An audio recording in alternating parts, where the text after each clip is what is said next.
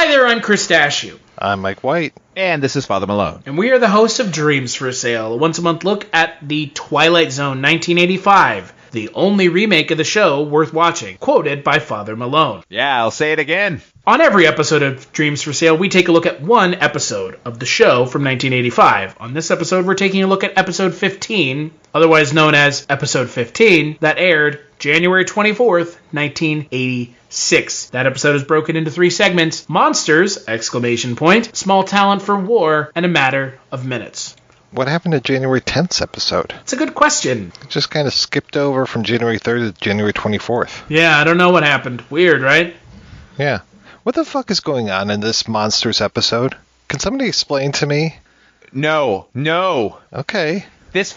Monsters, it felt like, this is around the same time this movie came out, it feels like the opposite side of the coin of Fright Night. Yeah. Where you have a kid who's sort of obsessed with monsters, and then he runs into a vampire, where in the case of Fright Night, it's fucking awesome, and in this case, it's the stupidest thing ever. It's weird because, like you said, Father Malone, it feels like dumb Fright Night. Like, it actually feels like Fright Night for dum-dums. Fright Night, like, as a children's book. Right. Like, and then the nice monster man goes and talks to the kid. Like, okay. Mm-hmm. I also think this episode is a perfect example of watching a quality actor and what they can do to a script as opposed to a terrible actor and how they, don't necessarily bring the level of the writing down, but just expose the writing. Because watching this kid, was it Oliver Barrett? Is that his name? From Poltergeist? Oliver Robbins. Yeah. Oliver Robbins.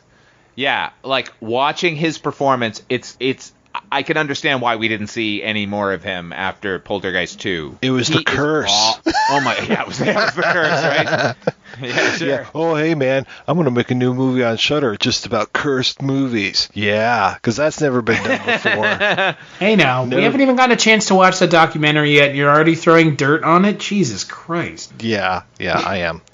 Yeah. Watching Ralph Bellamy playing off of this kid, and Ralph Bellamy, every line he imbues with a level of gravitas the script does not deserve. Watching this kid just sort of parrot the lines, like, oh my god, it made it worse in a way that Ralph Bellamy had to be in this episode. Well, he feels just about as wasted as one would expect him to feel in an episode that is mired in such saccharine melancholy as this one. Maudlin. Yeah, it is like, I've come here to die, my son. Like, what the fuck, dude? Like, you're not even gonna tell us what you are. I am a vampire, but not a vampire. Not the kind of vampire you know. Well, then you're not a vampire. Yeah, he's the kind of vampire who I guess just has extra strength and needs to drink blood because clearly he's aging. I mean, he's supposed to be 147 years old, but, like, he doesn't seem... It's not like Dracula, who is young from this point to this point. It's just like, it's an old man who has grown old and can lift cars,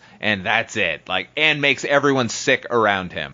By the way, what was that fucking subplot? That was so strange. That's how you die. You have to go around people to die. So stupid. Like, I kept thinking, like, just put a fucking bullet in your mouth if you're going to do this. Like, why are you turning these people into monsters? And what sort of clumsy, fucking childish metaphor of, like, humans will, you know, have to stamp out something that's different around them. It's like Monsters Are Due on Maple Street for morons. Like, and these people, like, like, putting aside all the text and subtext that was nonsense, just on a purely technical level, these people transform into these monsters. They show that their clothes are sort of like ripping because they've transformed, and then they all go like, I don't know what happened last night. Like, look at your clothing, morons. Something really bad happened. Like, they're just like, oh, I just fell asleep. I don't know. The monsters are due on Moron Street. Oh, boy, yeah. Yeah, like, wouldn't they be covered in blood? They're like, there was blood everywhere. Like, well, why did they not wake up in the morning in their beds and be like, oh my gosh, where's right fucking blood come from? Like, oh, nope, just shrug that off. Look at the fireflies, guys. Yeah, oh my god.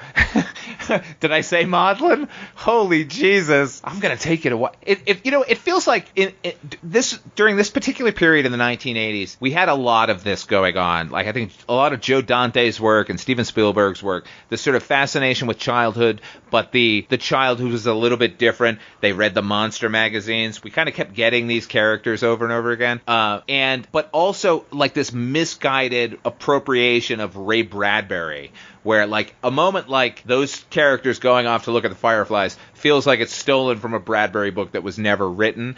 But I also know that if it had been in a Bradbury book, it would have been beautiful and not fucking sentimental nonsense, which is what we got. It was not good. It was so not good. Mike, I love it was not good. No, I mean... That sums it up. Yeah. I was just sitting there going, okay, I understand if you want to, like, reimagine the vampire myth and you want to do some different things. The whole idea of, like, okay, he comes to town and people get sick. I'm like, all right, that kind of makes sense, like him being a plague bearer and being, like Nosferatu being associated with rats and things. I'm like, okay, that's cool. But yeah, them changing into monsters and stuff, I was like, I checked out. I was just like, this is not good. It's not good at all. Well, and to be fair, is there really anything to check into? No, I couldn't get invested in this. I think that's entirely the fault of the episode, because it's just, there's so little going on that it's honestly shocking that this segment is 15-20 minutes. Yeah. Nothing happens on top of everything else. Hey, little boy. Come on out in your pajamas and come sit on my lap in a cemetery. Okay. Yeah, that wasn't creepy. That is aged about as poorly as Meryl Streep's Oscar award speech where she talks about how much she loves Harvey Weinstein. So, or Renee Zellweger or Jennifer Lawrence. I could go on, but I won't because they know better and they don't care. But it's creepy where he's like, "Come on outside, little boy." Like, oh dear, what? Also, has this child never heard of a doggy bag? I just throw that out there. He picks up like 6 pieces of fucking pizza and just puts it under his arm and walks out of that restaurant. It's like a newspaper, isn't it? Yeah, couldn't the 147-year-old man have said, I think there's a better way to convey those things, son? Right. No. I've been around for 147 years, and by Jove, I've never seen a kid as fucking stupid as you. Not using one of those boxes that they put the pizza in to deliver it. You could have one to take the pizza home with you, you little fucking idiot. Like, this is a bizarre episode, right? Just up and down bizarre. Yeah. Mm-hmm. And what do they become at the end of the segment? Like werewolves? I think they were supposed to be werewolves because all we got was a shot of their foot, which was furry. Clearly, they just didn't have the budget to give us a full transformation on any of these things. But yeah, like muddle-headed. Just, this one was baffling.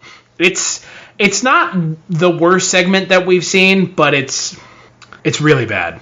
So let's move on to the next segment: a small talent for war. If we are pawns of dark powers, then even our highest aspirations become a grim joke. But if not, then no one will goad us toward world peace, or take it away once we've achieved it. Doubters, please note, you've just seen it achieved once, however briefly, in the Twilight Zone. So it's directed by Claudia Weil, written by our good friend Alan Brennert and Carter Schatz, and it stars everyone's favorite billionaire, John Glover, as an alien ambassador who says... He's also Lionel Luthor, so he is a billionaire on a couple of different platforms. Yeah. I just know him as Daniel Clamp. Donald Clamp? Daniel Clamp? He fights gremlins, folks. I just know he's fantastic. I love him so much. John Glover's so good at everything, right? Even that, like, little piece of shit role that he had in, RoboCop 2, it's like, you expect him to be in the whole movie, and he's just in, like, one commercial. I'm like, what the fuck, man? What's going on? Yeah, he enlivens everything. I remember 52 Pickup? Oh, yeah.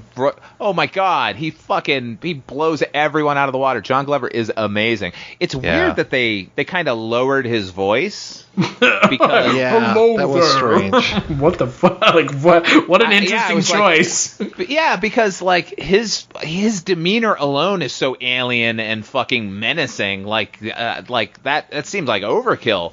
But I gotta say, this is was one of those segments like Shadow Man that saw when I was a kid when it first aired and stuck with me. And I think it's I think this is everything the Twilight Zone is supposed to be. Yeah. Well, I mean, I know you designed the logo for the show, and there he is, like front and center. I was like, oh, this must have a special meaning to Father Malone. Yeah. Yeah, I did put him in there. That's true. Mm-hmm. But, you know, even if this wasn't that spectacular a segment, the fact that John Glover was on the show, to me, would have, nominated him for memorialization on our logo. Well, I think it is a pretty darn good episode, and I like the whole thing. I mean, it's what we talked about on the last time that we got together and discussed things was it's got a Twilight Zone twist. You know, it's got the old twist to it where this guy comes and like, hey, you know, it's very Roddenberry, like, hey, we're judging humanity and you guys are really screwed up. And so then they all get together, work out all these peace treaties, all this kind of stuff. Humanity bands together, finally makes it. Here, you know, the guy comes back, all right, here we are, we've all got peace. He's just like, I wasn't looking for that. Later, fucking nerds. I'm out of here. See ya. It's the stinger to this episode is great. He's just like, yeah, okay, mic drop, I'm out. Bye-bye. It's like, I'm gonna kill it. You're all gone. He's so bemused by it, too. Like, I couldn't even be mad at him as this ambassador. He's like, really? This is what you did? Oh, no, you poor things. Right, yeah. Good for you, but, you know. And then it's like, oh, you guys long for peace and you can't get out of your way long enough to do it until the aliens show up to literally destroy you? Okay, bye. Good episode. Good segment. Yeah, and it's all right like, right to the 6 point, minutes? Man. Yeah. Like, short and sweet. Gotta love it. Yeah, it's great. And, I mean, look, everyone pretty much else is, you know, just kind of doing not like a stereotypical bit, but kind of, right? Mm-hmm. First thing I ever saw him in was Gremlins 2, and I did, like, every time I see him in something, I'm just like, man, this guy just, every time. Welcome to the bathroom, mister. That's my favorite joke in that movie. So good. Remember when he's in the mouth of madness as the doctor at the beginning for no reason other than because he's John Glover? Me too. So let's talk about the final segment of the episode, A Matter of Minutes. Time. A handy fiction to explain why everything doesn't happen all at once. Or maybe we're the fiction, moving minute by minute through the Twilight Zone. So A Matter of Minutes is directed by Sheldon Larry, written by Harlan Ellison and Rockne O'Bannon. So, you know, the setup, we're looking good so far. It is based on a Theodore Sturgeon short story, Yesterday Was Monday, and it stars Adam Arkin. Yeah. Yep. Yeah. Boy. That's right. You got all these folks together. The thing about this is just that I feel like I've seen this so many times before, and I don't know if it's just that I have a really good memory of this particular episode, but I was just like, okay, I've seen this. So Here's the thing. I've never seen this before, and even I felt like I'd seen this before. Okay. All right, good. I felt like I've felt like I've seen tropes of this. Like, other things I've seen are like this, and it wasn't interesting then, and it's not interesting now. Wasn't there an original Twilight Zone that was exactly this, or very close to it? Which one would that be? I just remember a guy... Well, actually, you know what? I take it back. It was a guy who was running around a city, and he couldn't find anybody, and then finally he, like, turns around, and he's on a movie set. And it's like, what? And he's confused, I'm confused. So it just kind of reminded me of that, like, shift of reality kind of thing. That's funny. That episode was called "Where Is Everybody?" It's actually Thank you. pilot for the Twilight Zone, the original Twilight Zone television series. I too, gentlemen, felt like I had seen this story 1,000 times before. Nevertheless, I don't think I could point to any story that it actually is aping, but it gives off this weird vibe of seeing this. This is not an original concept, not an original thought. What a weird phenomena. Right. Ooh, it's like the Mandela effect. It's true. You mean they're the Berenstain Bears, not the Berenstein Bears? It's pretty insane, dude. There's a whole movie about the Mandela effect now. Oh, thank God. Yeah. Just what we've we been needed. waiting for that. Yeah. I'm sure Blumhouse put it out. Or wait, I think it's even like sub-Blumhouse. Oh, to be fair, isn't just Blumhouse some Blumhouse? Because, you know, they definitely didn't release Truth or Dare and Fantasy Island with the same lead in both of them. So just going to throw that out there. But they did make Get Out, so, don't forget that. Yeah, because they producers haven't. Of Get Out. By the way, speaking to that, don't you love when you watch a movie trailer and it says, from the studio that brought you. What? Who gives a shit? From one guy who may have been in a room when someone was talking about something that you may like. My second favorite sort of trailer thing is the from one of the producers of. Right. I always liked what they did with, I think it might have been Hot Shots, where it was like, from the brother of the producer of Ghost. Yes, that was brilliant. That was good. I mean, Hot Shots is an American cinema classic. Hell yes it is. I know. I was watching it over the weekend. I hadn't seen it in the longest time. Oh. And everything about that movie is what you want when someone who knows what they're doing makes something amazing. And what I can't for the life of me understand is, how did Harlan Ellison and Rockne O'Bannon not make magic here? Really? Yeah. I don't get it. Shocking. I mean, it's bizarre, honestly. I can't say, oh man, this is bad. I'm just like, meh. It's just so meh to me. But wouldn't it be better if it was bad? Because then we could be like, this is bad. As opposed to, there's a bunch of blue stuff and a bunch of blue dudes walking around. And time. Isn't time weird? Like, no. My favorite part of the whole episode is, I'm going to describe this as boxcars, train boxcars. And now I'll tap on a computer and I'm going to show you train boxcars. Because apparently this is such a complicated notion that I have to over-explain it to you. Do you know what boxcars are? It seems like the most simple A what?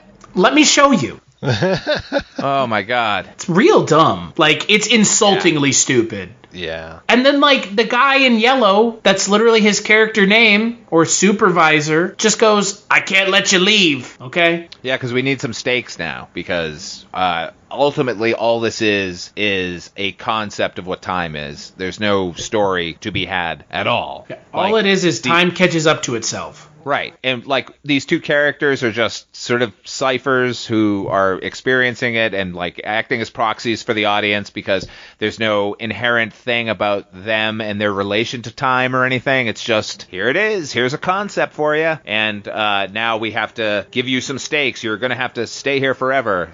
Okay, sure. But stay there forever doing what? Yeah, exactly. What, do they become the blue people? Like, maybe that could have been something interesting. All of these faceless drones you see are people who have fallen through time, and now they have to work at it forever. Like, something.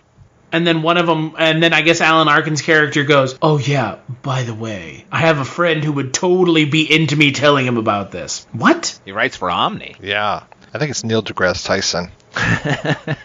Everything about this segment is what I have had a problem with this show from the get-go. It just, sometimes the ideas seem too interesting for their own good and the execution is just, it's not a bad idea. I think we can all agree it's not an inherently bad idea, but I don't think the execution is remotely there.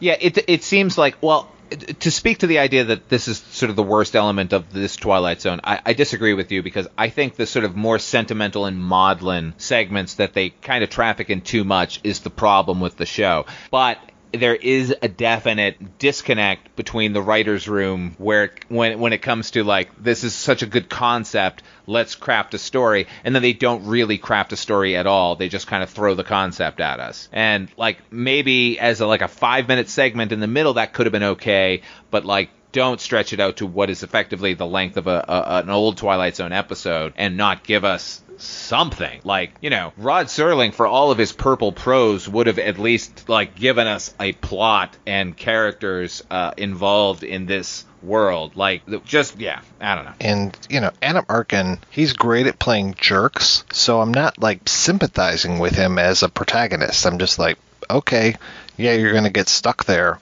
I don't really care, Adam. I'm sorry. I don't care either. Yeah. His best work was when he was in Northern Exposure, just playing this complete, just this guy that didn't want humanity to even bother him. I was like, okay, yeah, that suits you. He also played, like, the head of a neo-Nazi group on Sons of Anarchy. He was equally adept at that. Oh, nice. Which is very ironic since he is very Jewish. Exactly. I wanted to like this. I really did. Oh, yeah, me too.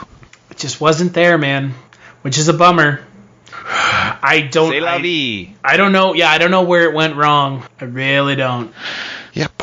All right, so in the next episode of Dreams for Sale, we're going to be talking about episode 16 of the show. We are closing in on the end of the end of the season.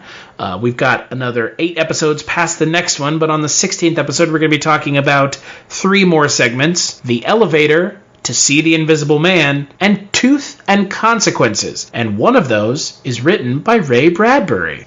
And one of those segments is really good. I'm hoping you're talking about the same one I'm thinking of, but we'll talk off air. And I have seen none of it, so I am excited to hopefully see good and bad. So until then, where can people find you, Father Malone? Hit me up on my YouTube channel, Odd5 Films. Check out my series. I'm not even going to name it, but go to Odd5 Films. Wait, why aren't you going to name it? No, it's okay. And you can also hear me over on Chronicles from the Crypt, podcast about the HBO television series Tales from the Crypt based on the EC comics. And you can always hear me fighting with Jess Byard about Bugsy Malone over on the Culture Cast. It's true. It's true. There was a bit of a contentious podcast there because some people don't like when a 14-year-old Jodie Foster talks about sucking dick. And God. There's nothing more natural in the world. Hey. I've seen Taxi Driver. I know she can do it. You know that she'll make that's your her dick thing. explode, man. On that note, where can people find you, Mike White? Well, when my dick isn't exploding, I am talking about Barney Miller at the Life and Times of Captain Barney Miller podcast, as well as talking about movies over at the Projection Booth podcast, which you find at, oddly enough, projectionboothpodcast.com. And as for myself, I'm not even going to address the things that Mike White has been saying because what can one say to that? You can find me on the Culture Cast where I talk about movies. You can find me on the One Season Show where I talk about shows that only lasted one season, and on Chronicles from the Crypt where we talk about Tales from the Crypt. TwilightZone85.com is where you can find more episodes of this show. Twilight Zone 85 is what we are at on Twitter. If you want to tell us how good or bad of a job we're doing or just not say anything at all, which seems to be the case. Roxy Drive and Neutron Dreams provided the music for the podcast. Big thanks to them. We'll catch you on the next episode.